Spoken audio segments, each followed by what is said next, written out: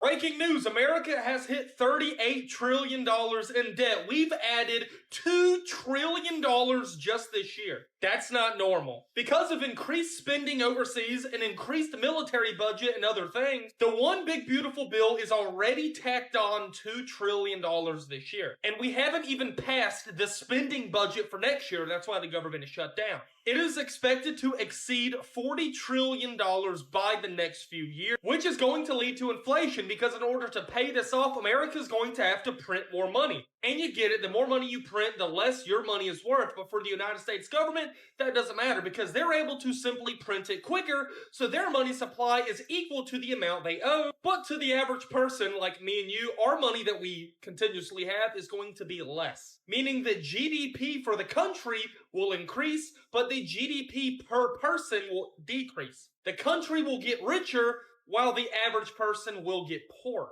$38 trillion in debt. Over $1 trillion spent on interest alone, empty storefronts, families living paycheck to paycheck. America's economy is collapsing in real time, and most people are too distracted to notice. While politicians promise prosperity, small businesses are dying, families can't afford groceries, and the wealth gap has become a chasm. This isn't coming, it's here. Today we're breaking down what nobody wants to say out loud, where we're actually headed, and what you can do about it. Welcome back to Mind Mirror.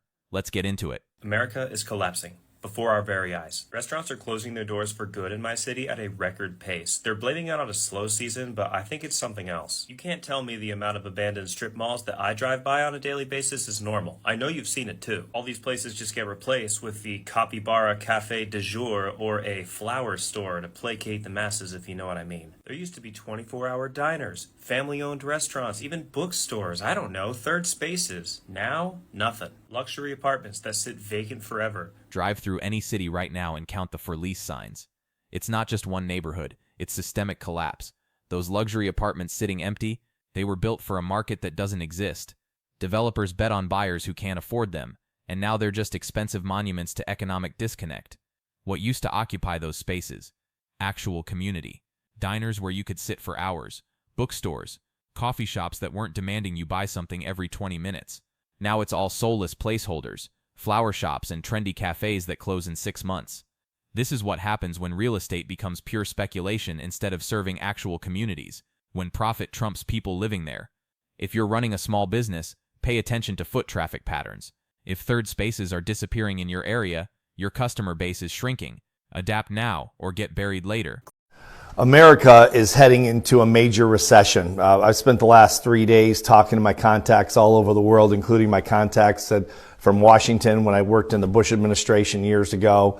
And I have some friends at Social Security, pretty high up in Social Security administration, and there's a lot of concerns what's going on with them. People are going to start missing checks, Social Security checks. So I just wanted to put this out as a warning to my friends, especially my entrepreneurial friends, my younger friends around the world that are not big on following economic trends and what's going on around the world and the impact it has on us financially.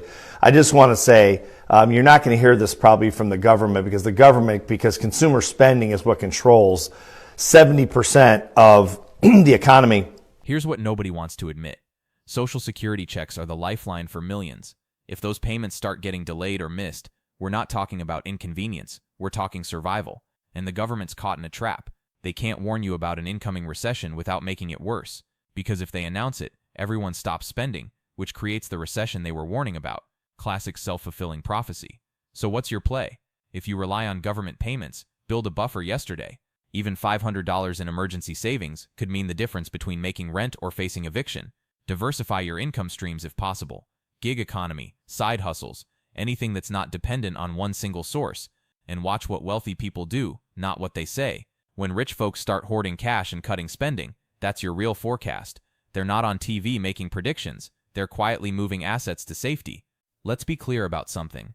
Cutting Medicaid while handing tax breaks to billionaires isn't economics. It's a moral choice. Medicaid covers 90 million Americans, not freeloaders, working families, disabled people, elderly folks in nursing homes, real humans who played by every rule and still needed help.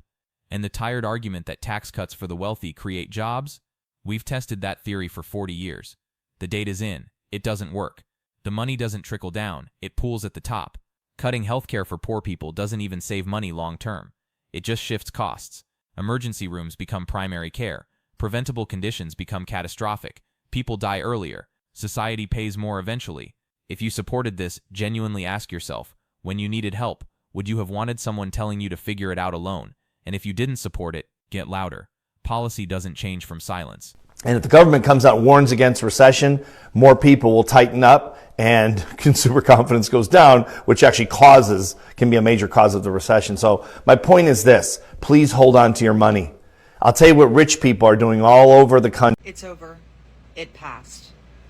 And this is what that means for so many Americans. Billions of dollars cut from Medicaid, which affects millions of Americans. The poorest of the poor people in this country are going to lose their health care, be unable to feed themselves, and this is what people wanted. And the richest people in this country will get a tax cut. So if you're not upset, then I'm confused. If this is what you want, I think you need to take a much deeper look at who you are and what you stand for, because this is devastating to so many people in this country. You are often one step away from needing assistance.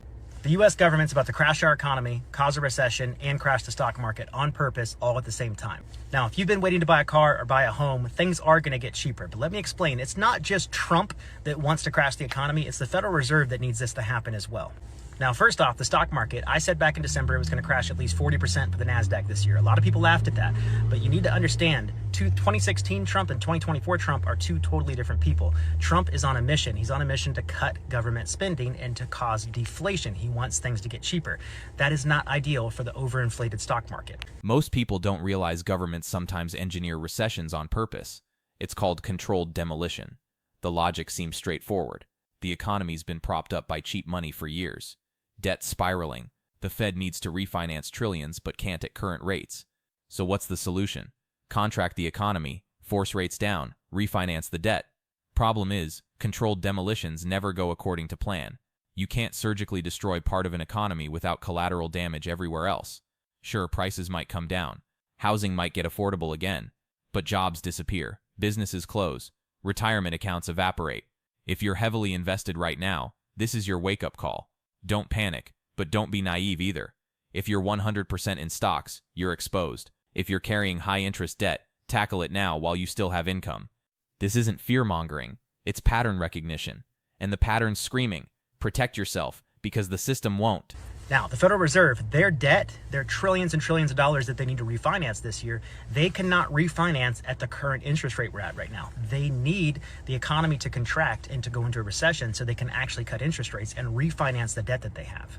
Now, Trump also has many promises that he's made as well, and he cannot accomplish those without causing a deflationary state. You cannot cut government spending and cause the economy to contract without going into a recession. So will there be some negatives from this, like job loss? Yes, but this will cause many things that many people have been looking for, like home prices to fall, interest rates to become better, and people just to be able to afford loans in general. So this is what's about to happen. The government is going to intentionally crash the economy. Now, for those of you that say, oh, well, Trump's just causing a recession, the fact is we had an inverted yield curve in 2022 that ended in 2024, and no matter who got elected, we were going to go through a big recession. This is what the stock market has done since Trump has been in office. Everyone's nest egg, including mine, flushed down the loop. Trump has done what no American president has done before, destroyed the American economy in 53 days. The phony excuse that Team Trump has given about this downturn in the economy is that it's all Biden's fault. He left the economy in tatters. No, look at the numbers. Google is free. The economy was strong when Biden left office, the strongest in the world. Business fundamentally requires stability. You cannot plan for the future when policy whipsaws every Tuesday. Tariffs on, tariffs off, trade deals signed, then canceled. One day you're taxing imports, next day exempting them. No business can operate in that chaos. When economists across the entire political spectrum, left, right, center, all say the same policies are destructive, that's not bias, that's mathematics. So what matters for you as a regular person? Your 401k, your job security, your grocery bill. Stop treating the stock market like a scoreboard for politics. Your retirement isn't a team sport. Remove emotion from the equation. Look at actual numbers. Is your portfolio diversified? Do you have assets that hold value during volatility? Cash reserves, bonds, maybe some commodities? Because whether you blame the last administration or the current one, your bills still come due next month. Someone in MAGA told me, oh, Biden planned it this way for the economy to tank just as Trump took office. Suddenly, Sleepy Joe, that guy's a financial genius, an evil financial genius. Who knew? How has Trump destroyed the economy?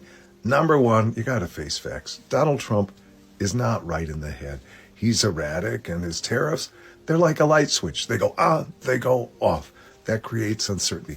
Businesses can't exist under uncertainty. And number two, maybe this is more important, every one of Donald Trump's economic ideas is horrible. No reputable economist agrees with him. They know they're bad ideas. For example, tariffs. Even if Donald Trump were consistent about them, they're a terrible idea. You don't shun your friends that have The United States is about to break, and nobody is willing to talk about it. If we as a country don't make a change here, we are cooked. The media doesn't give it the attention it deserves. Politicians won't say it out loud, but our country, it's drowning in over $36 trillion in debt. And here's the terrifying part.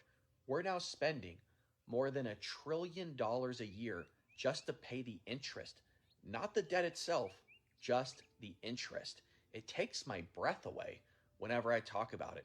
Imagine you maxed out your credit card that you have, then took out more just to cover your monthly payments. That's what we're doing as a government and as a country. And when the bill comes due, it's you who's going to pay the price. Higher taxes, slash services, or worse, God forbid, a financial collapse that would make 2008 look like a hiccup. If we don't change course here, folks, if we don't stop printing money, overspending, and kicking this can down the road. $1 trillion per year, just on interest, not paying down the actual debt, just interest. Let that number marinate for a second. That's more than the entire military budget, more than all federal education spending, more than NASA, the FBI, and the entire Congress combined. That money could have rebuilt infrastructure, funded healthcare, made college affordable. Instead, it's going to bondholders. Now imagine if you personally did this, maxed out every credit card, then took out new cards to pay minimums on the old ones. At some point, the house of cards collapses. Governments can print money longer than you can, but they can't print forever. Eventually, inflation catches up, or creditors lose faith, or both. Practical takeaway? This debt gets paid somehow, either through inflation making your dollars worthless, or taxes going up, or services getting slashed. Build inflation-resistant wealth, assets that don't lose value when currency does. Real estate, skills, diversified investments, because when the bill comes due, you don't want to be holding nothing but paper. Breaking news, America has hit $38 trillion in debt. We've added $2 trillion just this year. That's not normal. Because of increased spending overseas and increased military budget and other things, the one big beautiful bill is already tacked on $2 trillion this year. And we haven't even passed the spending budget for next year. That's why the government is shut down. It is expected to exceed $40 trillion by the next few years, which is going to lead to inflation because in order to pay this off, America is going to have to print more money. And you get it, the more money you print, the less your money is worth. But for the United States government, that doesn't matter because they're able to simply print it quicker, so their money supply is equal to the amount they owe. But to the average person like me and you, our money that we continuously have is going to be less. Meaning that GDP for the country will increase, but the GDP per person will decrease. The country will get richer, while the average person will get poorer. This is the lie they don't talk about. The economy's growing. Yeah, for who exactly? When headlines scream GDP is up, they're measuring the total pie. But if your slice keeps shrinking while someone else's quadruples, you're still worse off, even if the overall pie expanded. The country's getting richer, corporations posting record profits, billionaires launching themselves into space for fun. Meanwhile, you're choosing between groceries and gas. That's not an accident. That's by design. When governments print money, it doesn't distribute evenly. It flows to whoever's closest to the source. Banks, major corporations, asset holders. By the time it reaches regular workers through wages, it's already devalued. Your paycheck might increase 3%, but if everything costs 7% more, you lost 4%. The strategy here, don't just earn wages, own assets. even small ones, a side business, dividend stocks, rental property if possible, anything that captures value beyond just labor. In this system, workers get poorer and owners get richer. Choose your side. Okay, I'm making this video again because my first one was taken down for violations. I have no idea why. So we have another leading economist joining the growing chorus of leading economists that are screaming, like literally, that the United States is heading towards a major debt crisis. And he, along with others, is predicting this is going to happen in 2026. And he's talking about all the red flags that everybody is ignoring, way beyond increased prices and joblessness and no new job growth and so forth. He says it's all tied to the record-breaking price of gold right now. It's like at $4,000 an ounce. That central banks right now are accumulating so much gold because central banks are worried about two things: the value of the US dollar plummeting. They can see it happening, as well as the geopolitical tensions that are growing all since Donald Trump took office. And for some reason, central banks accumulate gold to hedge their bets because of what they see is happening. He says that Wall Street is behaving the same way they did before the 2008 subprime mortgage collapse, when so many Americans lost so much. Some lost everything. Back in 2008, Wall Street and those who owned stocks were exuberant. They were celebrating how many millionaires. They were all becoming millionaires with the manipulated stock markets. And it's happening again now. And back then they ignored all the red flags and did not adjust accordingly. And he sees that happening right now the same.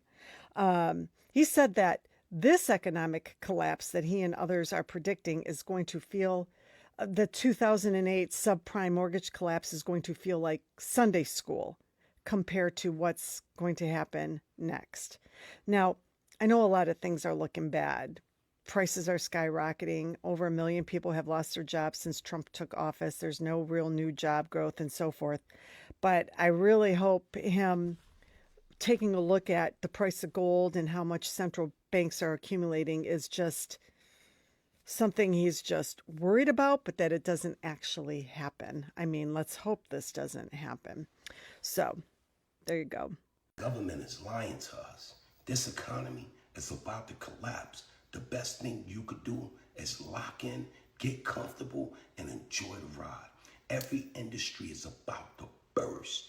Take a look at the car industry.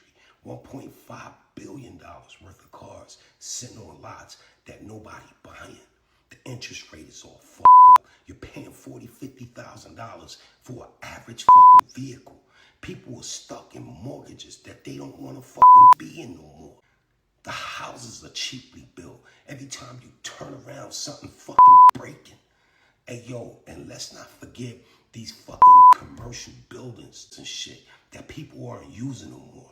They don't resort to Zoom and Vonage and shit like that. They giving up on a payment on that shit. The banks can't sell them shits to nobody, so the banking industry is all fucked up. And yo, this country is fucked up right now, man. And anybody thinking that the government is coming to save them, they can't even save they fucking self. Look, the government is shut the fuck down right now. Millions of people are about to go without food during Thanksgiving month. Yo, this shit is real out this motherfucker, man. And people walking around not knowing what the fuck is going on or believing everything gonna be alright. This is a fucking cardboard economy. Buy now, pay later. But where you gonna get the money to pay later? The job's not fucking hiring. Yo, I'm telling you right now, I don't know what the fuck is around the corner, but I'm scared. I'm scared about what the fuck is around this corner, man.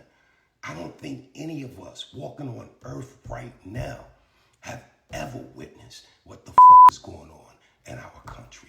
And this shit is fact.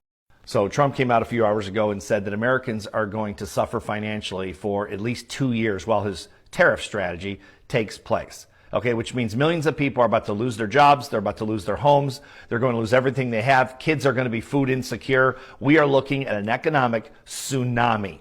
Okay. Americans will suffer financially for at least 2 years. Here's what that actually means. Tariffs raise import costs immediately. Companies pass costs to consumers. Prices spike. Demand drops. Businesses cut staff. Unemployment rises. It's a death spiral. The theory is American manufacturing will fill the gap. But that takes years, sometimes decades. Infrastructure, labor, supply chains, none of it exists overnight. So you get high prices, scarce goods, and no domestic alternatives. Who suffers? Working families, small businesses, people living paycheck to paycheck. Who profits? Corporations with offshore reserves, wealthy individuals who weather volatility. When someone says this is the price we have to pay, no, this is the price of ignoring every economist who warned this would happen. Real people will lose everything because of it. The United States is about to break and nobody is willing to talk about it. If we as a country don't make a change here, we are cooked. The media doesn't give it the attention it deserves. Politicians won't say it out loud, but our country, it's drowning in over $36 trillion in debt. And here's the terrifying part. We're now spending more than $1 trillion a year just to pay the interest, not the debt itself, just the interest. It takes my breath away whenever I talk about it. Imagine you maxed out your credit card that you have, then took out more just to cover your monthly payments. That's what we're doing as a government and as a country.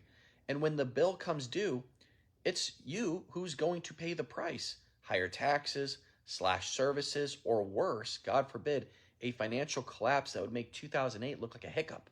If we don't change course here, folks, if we don't stop printing money, overspending, and kicking this can down the road, your future, our future, won't be stable jobs and affordable homes.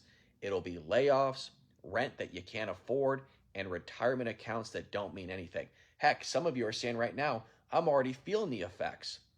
They'll try to distract you with these headlines and drama, but this is the real threat we are facing, and nobody's coming to save us. I'm curious, what do you think about this in the comment section below? For more unapologetic and trustworthy news, hit that follow button. I appreciate you. We've got some breaking news. A top British economist is warning the world that the United States may soon be plunged into a severe economic recession. Why, you ask? Well, because if Donald Trump actually follows through on the promises he made in the campaign, the damage to the United States economy will be swift and it will be severe. Two main things will lead to economic recession in the United States. First and foremost, the Trump tariffs. If Donald Trump follows through on his plans to slap massive tariffs on imports, especially from those countries from which we import most of our things, we are going to suffer mightily as a result here in the United States. What else? His mass deportation plans. If he rounds up and deports millions of migrants who do the jobs that Americans don't want to do, important jobs like growing and harvesting our food, working in our dairy and our meat processing plants, working in manufacturing, working in construction. If Donald Trump rounds those people up and deports them, there are going to be severe shortages of goods and services in this country and massive price increases. There is 100% chance that the US economy is going into a recession. 100%. You can see from this article that it says that there is 100% chance within a year that we will be going into a recession. Fair point here. 3 years ago, 100% chance of recession didn't happen. So why believe predictions now? Here's the thing. Economic predictions aren't prophecy. They're probability based on current conditions. When conditions change, outcomes change. 3 years ago, we had stimulus, recovering supply chains, rebounding employment. Policy interventions worked. Recession was delayed.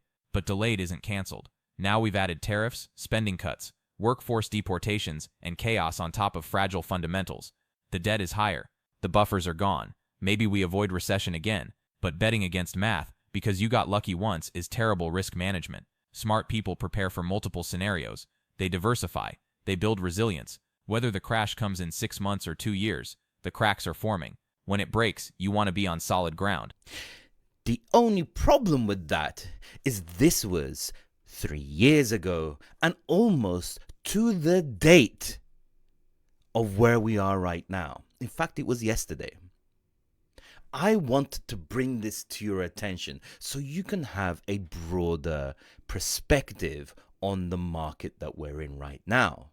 The broader perspective is that this happened after that statement was made. And yes, we have things that could point towards this problematic issue happening in our economy.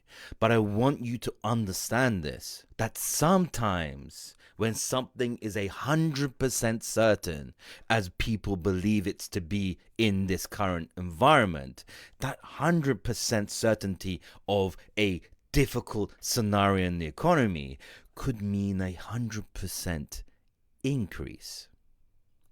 I'll catch you guys later and press all these buttons and stuff. Very few things happen that scare the fuck out of me.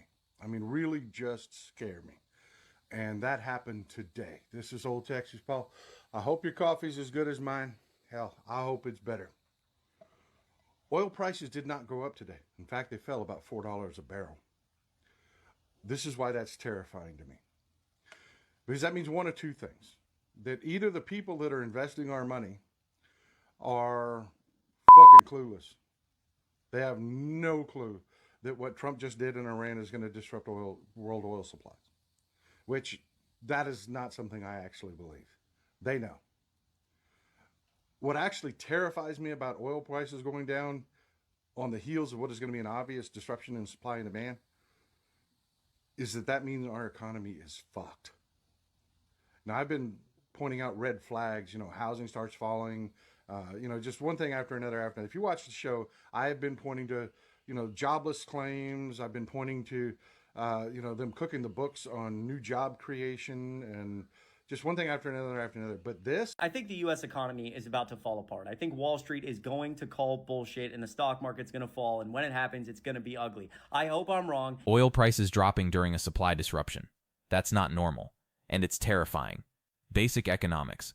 When supply gets threatened, prices rise. So when military action threatens oil supply and prices fall instead, that means demand is collapsing, which means the economy is way worse than anyone's admitting. Consumers can't buy, businesses aren't producing, the entire economic engine is seizing up.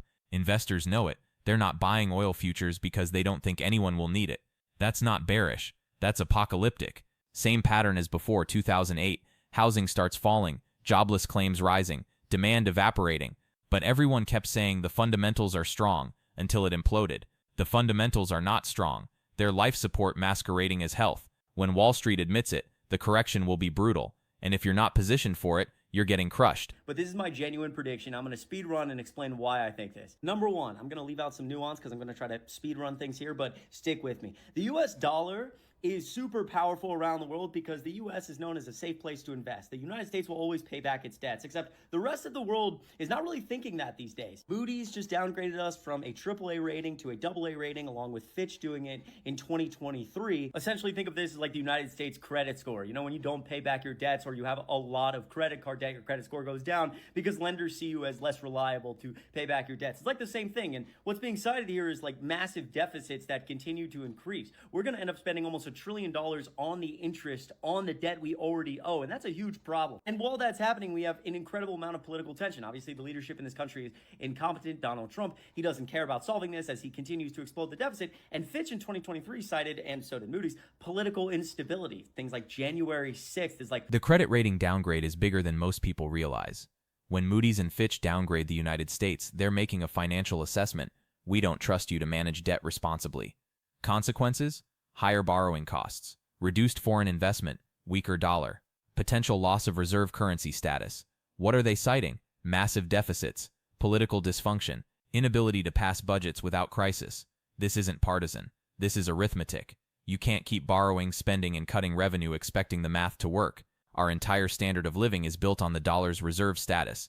It lets us run deficits that would destroy other countries, but that privilege requires global trust, and we're burning through it at record speed. Once that status is gone, we become just another country with massive debt and no way to pay it. This isn't fear-mongering. This is reading the warning labels. Is the United States functioning correctly? Is their government able to do anything? President Trump is quite literally tanking our economy. And soon enough, I bet in just a couple months, our economy is going to crash. It is going to collapse. The US dollar will be worthless. They're going to be printing so much money that the value of the dollar is just going to increasingly decrease, and that's because of his horrific policies. The tariffs that he's putting on all these countries is raising prices. The American people cannot afford these rising prices. This man is trying to ruin America just so he could get a message across, and still so many of you guys, millions of you, still support this man. I don't understand it. It's that he's doing things affirmatively that are really harming the economy. And I would say Exhibit A are these on-again, off-again tariffs. He's putting tariffs on Mexico and Canada and China one day, and then he's taking them down the next day, and then he's threatening more the next day, and then he's taking those threats away, and no one knows what to make of it. His own people don't know what to make of it. Even Maria Bartiromo doesn't know what to make of it, and she's nothing if not a shill for Donald Trump. Here she is asking about it. But I think CEOs want to see predictability. Can you give us a sense of whether or not we are going to get clarity for the business community?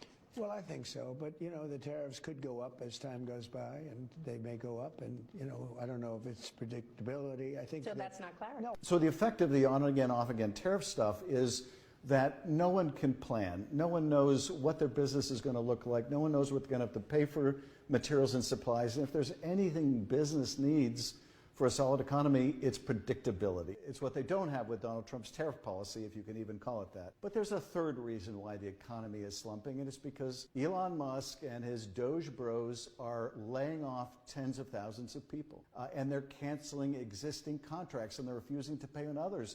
And yes, that has a major impact on the economy. It's contributing to unemployment numbers. It's also adding to the uncertainty in the economy. The combination of this kind of incompetence and recklessness is wrecking the economy. But look, they don't care because their priority is one thing: a tax cut for corporations and super wealthy people. Tens of thousands of workers laid off, contracts canceled, services cut. For what? To reduce the deficit? No. To fund tax cuts for people who already have more wealth than they could spend in 10 lifetimes. If this were about fiscal responsibility, we'd close corporate loopholes, tax capital gains properly, cut the $800+ billion military budget, eliminate subsidies for profitable corporations. But we're not. We're cutting food assistance, healthcare, education, everything regular people depend on, and handing it to billionaires. The economic impact? Government spending is stimulus. Cut it, you cut demand. Businesses lose customers. Unemployment rises. Economy contracts. This was never about a strong economy for everyone. It's about protecting wealth concentration at the top. Trickle-down economics has failed for 40 years. Pretending it'll work now is willful delusion. So whenever I talk about my expenses here in the United States, I always inevitably get the one comment that says, well, yeah, your wages are way higher, so obviously your expenses will be higher too. And I'm going to push back on this. Some things that we pay for here in the States are up to 15 to 20 times higher than they are in other places of the world. For example, our water bills. My water bill is $215 a month. In the comments of the videos I've made about my water bill, I'm getting people from Italy, Portugal, Spain, wherever. They are telling me how much they are paying for water. In Ireland, it's free. They pay $0. They pay 30 euros a month or something like that, or even less. So that makes my bill a factor of almost like 8 times higher. I'm not making 8 times a European salary, okay? But look at health insurance. Look at what they pay a month for their health insurance if they have a private plan. And look at what we're paying. You can't tell me that that relates to, oh, you're just making, 2 times as much money. No, it doesn't work like that. Our expenses here are Looney Tunes world crazy. We have completely gone off the rails. We have lost the plot. It is not demure. It is not mindful. It is just absolutely insane. This was about a month ago, but I still can't believe that cabbage I bought, the Napa cabbage, was $14. It was a big chunker. It was a big chungus of a cabbage, but you know what? It was $14. I still bought it. Yes. That's on me. You know what I mean? There wasn't a price tag on it. It was by weight. But still, a vegetable, one vegetable, the most expensive vegetable I've ever bought.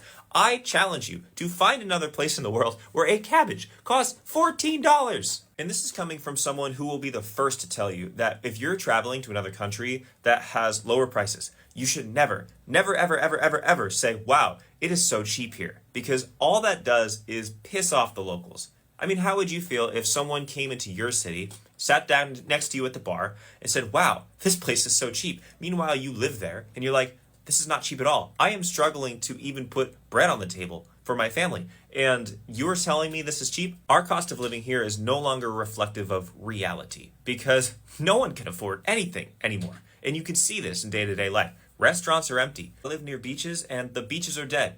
Nobody's going on vacation here anymore because nobody can afford it. And the thing that gets me is it's only getting more expensive here. Like my budget compared to 2020 to now, which I've kept a budget down to the penny for 5 years, it is eye-watering. I make the same amount of money. My job is the same. And my expenses are incredibly more expensive than they are 5 years ago. Doubled. So what does that mean for 5 years from now? Are they going to double again? Because if that happens, it's going to be crippling. Nobody can afford life now. So what happens in 5 years? It's really scary to think about it, and I don't think enough people think about it. So, yeah. And I'm not trying to minimize anyone else's experience outside of the United States. I'm just trying to call attention that our cost of living here in the States is absolutely insane. And I don't know how to fix it, but I can vent about it, and I think that you are feeling the same way. So let me know what you think. How are people surviving right now? I just took my family to the Cheesecake Factory, okay? That's not a fancy restaurant. It's a decent restaurant. It's not something you're gonna make reservations at. 2 adults, 4 kids, all ordering off the kids menu with a tip $140. $140, which is averaging out to well over $20 per person when you're taking kids to go out to eat. I mean, we're blessed, and I'm happy we're blessed. I'm happy that we're able to afford that. I don't want to spend that much, and I don't want to have to afford that at that level. I just don't know how the average American family is getting by right now. I know the data says that the majority of people are not getting by. The majority of people are living paycheck to paycheck, and credit cards are maxed out. But when something like the Cheesecake Factory, something so simple, costs $140 for a family of 6, it just kind of seems insane. I don't know if we can ever go back to the level that we were at, but I don't know. What do you guys think? What is that normal? Do you think that that's just normal life and that's what the Cheesecake Factory should cost and normal restaurants should cost? Let me know. $215 for water, $140 for a casual family dinner, $14 for a cabbage. This is where economic theory meets your actual life. And people say, well, wages are higher too. Are they? Real wages haven't moved in 40 years. Meanwhile, housing costs quintupled, healthcare tripled, education exploded. Wages haven't kept pace, not even close. And this isn't just inflation, it's price gouging. Corporate profits hit records while workers got squeezed. Grocery chains, landlords, insurance companies all posted record earnings while blaming inflation. That's not market dynamics. That's exploitation. The solution isn't individual budgeting. You can't coupon your way out of systemic greed. This requires structural change. Regulate essential services, break up monopolies, tax excessive profits, raise minimum wage. But instead we're told to cut back on lattes, while billionaires buy their 3rd yacht. If you're feeling crushed, you're not imagining it. The system is designed to extract maximum value while giving minimum return. In the last day, there has been 4 mass shootings in America. The first was at Howard University in D.C., where 5 people were shot and all of them died. The second was in North Carolina, where 13 people were shot and 2 died. The third was at Lincoln University in Pennsylvania, where 7 people were shot and 1 died. And the fourth was in Houston, Texas, where 4 people were shot and 1 died. As of filming this video, we are 298 days into 2025. So far this year, there has been 370 mass shootings in this country. It's not merely another day, another mass shooting, as we are averaging well above that. We have an epidemic of gun violence in this country, and it is time for our government to do something about it. Their usual response of thoughts and prayers is simply not working. What we need is a real change in policy. But the thing is, that usual response, thoughts and prayers, we didn't even hear that for the 4 mass shootings I went over in the beginning of the video. They are becoming such a normal occurrence, literally happening every day in America, that now the government is maintaining complete silence and just simply brushing them under the rug. We can't let that happen. Stay vocal and stay upset. It's not politics, it's life or death. Hey, amigos, Americans, gringos. Trump already destroyed 50% of the American economy. What are you expecting? What are you waiting for? He has 3 more years to go. Are you gonna wait for the whole economy to die? Come on, do something. Wake up. He already destroyed 50% of the White House. Are you gonna let him do that? Come on, guys, wake up. Do something. The housing market's going to correct big time. Stock market's going to correct with it. The problem right now, you have 2 groups of people. You have the first group that's saying, hey, I'm going to be patient, I'm going to be smart, I'm going to wait this out. And then you have the second group saying, hey, stocks are hitting highs every day. Houses are at all-time highs. What are you doing? You got to get in. You got to buy. Everything's going to continue up. Kind of sounds like the Roaring 20s. But the problem with that ideology is you're rewriting history. You're saying that we are going to see stuff go up on a scale never seen before in American history. And even though every time we've gone up even 1/3 of that in housing or in stocks, we've seen a correction, that's somehow not going to happen this time. So you can actually take a piece of 1929, you can take a piece of Black Monday, you can take a piece of the dot-com bubble, you can take a piece of 2008, factors that cause those, and we have a little bit of all of that right now. Except we have it on a scale of about $35 trillion in debt, $1.2 trillion in credit card debt. We have this in numbers never before seen with a crash or a correction in U.S. history. We have printed more money and caused more debt and seen assets inflate more than we've ever seen before. And the correction has not happened yet. So where does that leave us? First, stop pretending this is normal. None of this is fine. Second, educate yourself. Economics is math. When revenue doesn't cover expenses, you go broke. True for households, businesses, and countries. Third, prepare. Multiple income streams. 6 months emergency savings. Don't over-leverage. Fourth, demand accountability. The policies that got us here were bipartisan. The failure is systemic. This isn't left versus right. This is top versus bottom. And if you're not in the ownership class, you're getting crushed. Drop a comment. Are you feeling the squeeze? What are you doing to prepare? If this resonated, smash that like button, share it, and subscribe. This conversation is just beginning. See you in the next one.